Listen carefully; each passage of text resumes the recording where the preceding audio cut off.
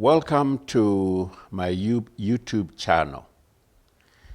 Thank you for watching. Karibu sana, or welcome.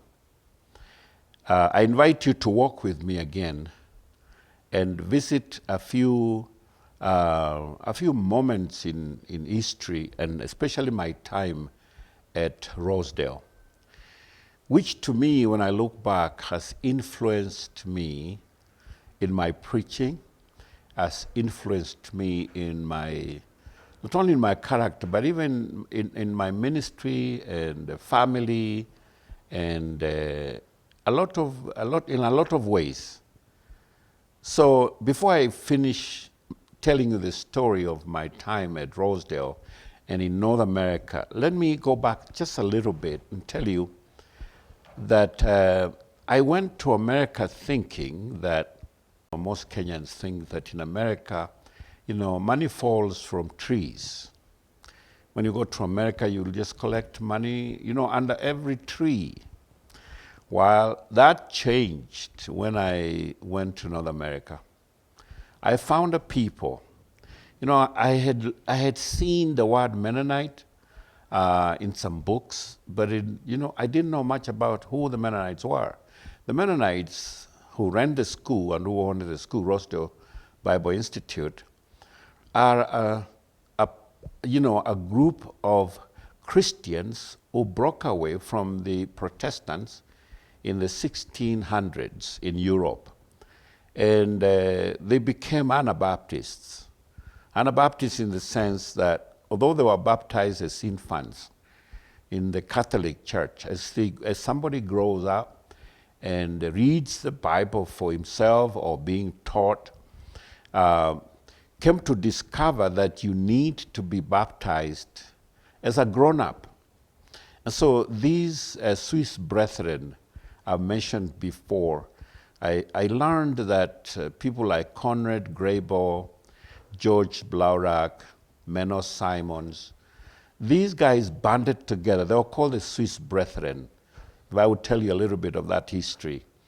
And they took the believer's baptism, which meant the way you are baptized, you are ready also to die together with Christ.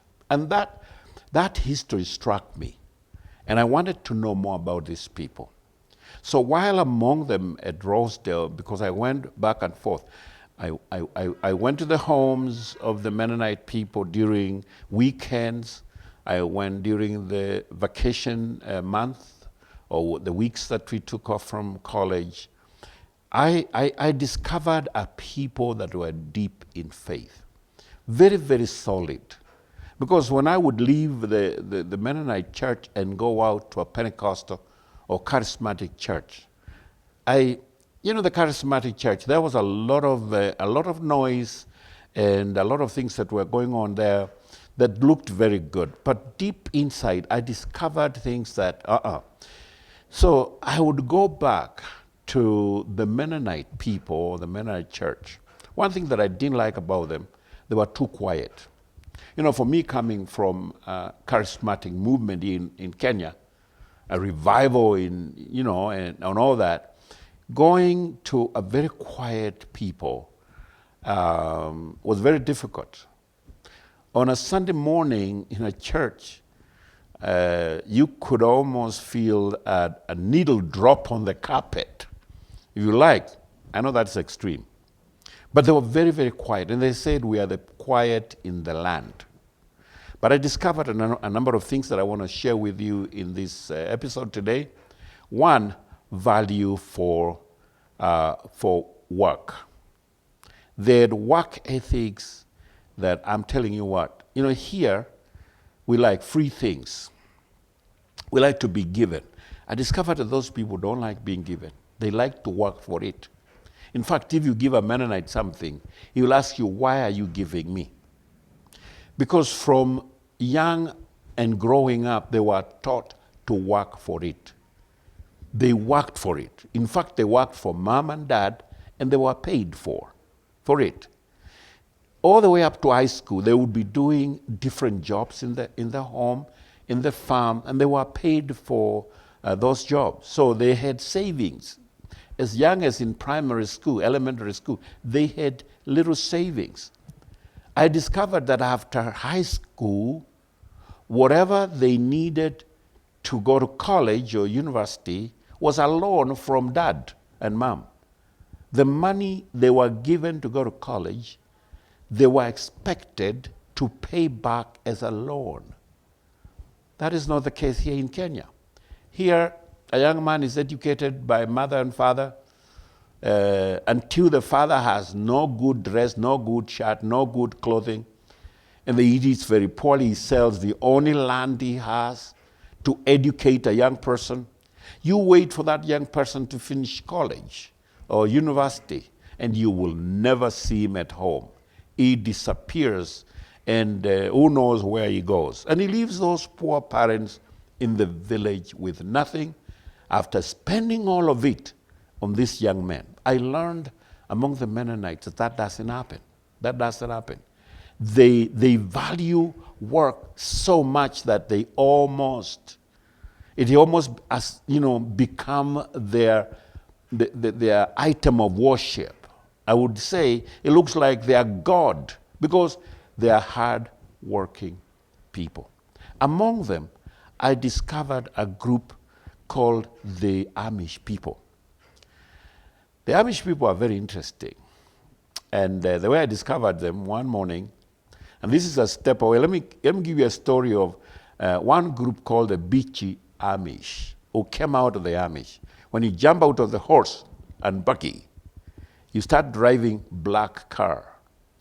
And one Sunday morning, we were going to a church, and then we passed one church along the way, and at the parking lot, there were all black cars.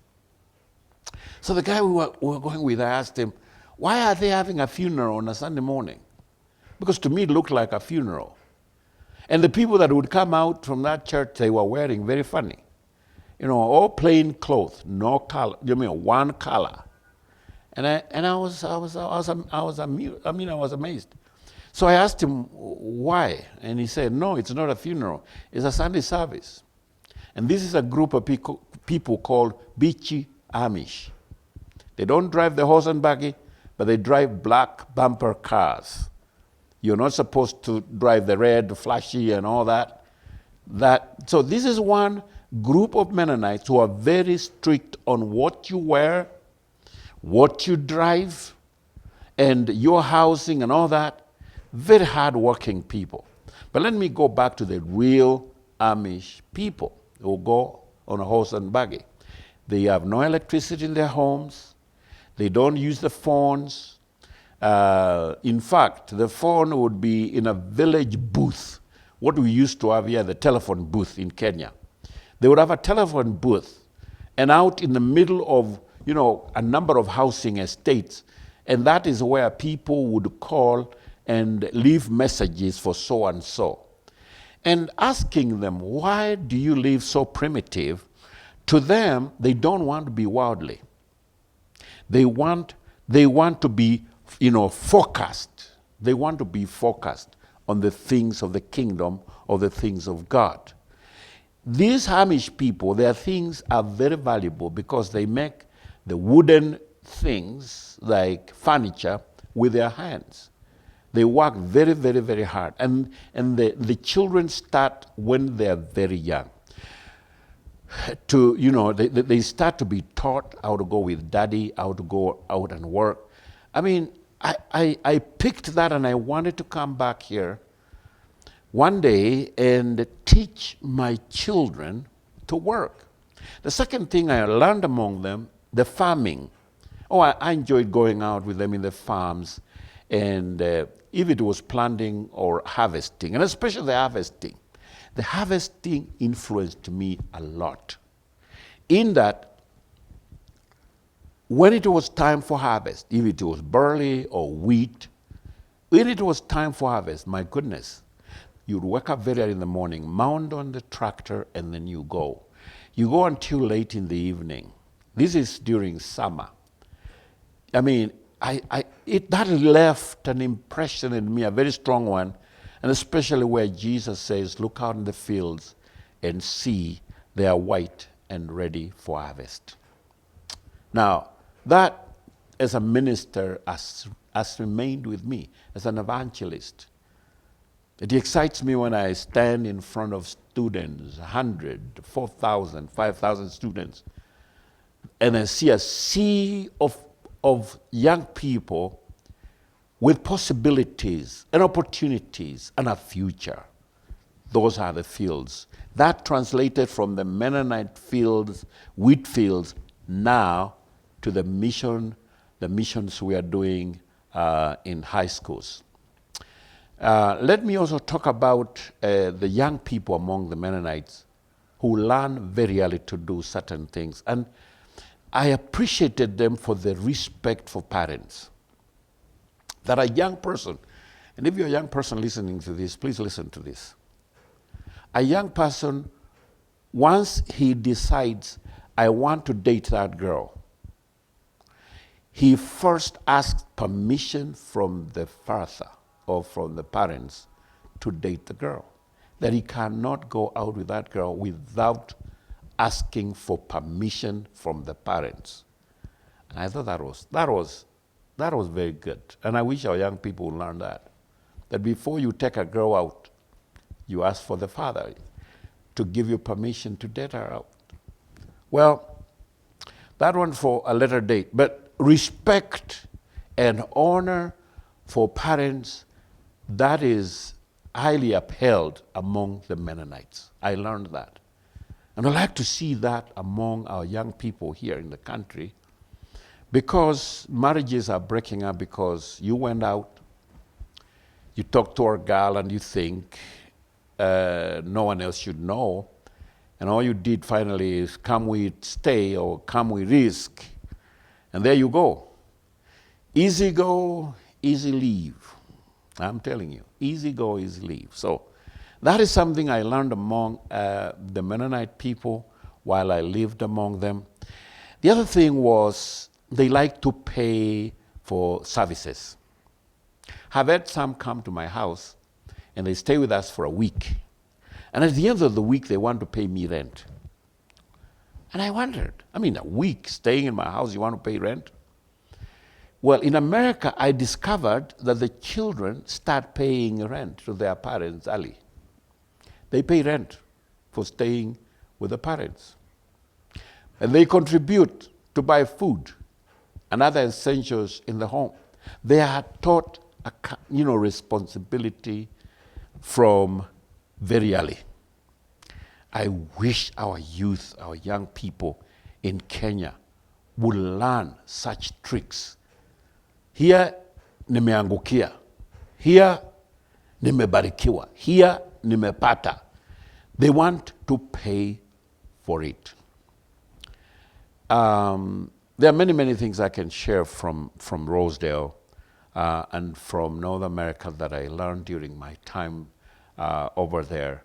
And that is the same place as I concentrated on prayer and reading the word and devotions. That's where God spoke to me.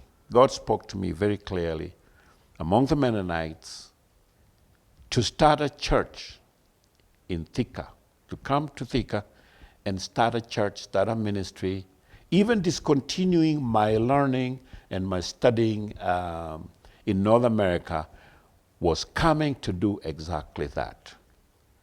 I don't know what you have learned in this episode, but for me, it has remained as a base and a basis for a lot of things that I am and that I'm doing during this time. Thank you very much for watching and following me on YouTube, and God bless you. Hey, subscribe, and share with others if this has been a blessing. And please hit that notification bell so that when I put up a new episode, you are notified. God bless you very much.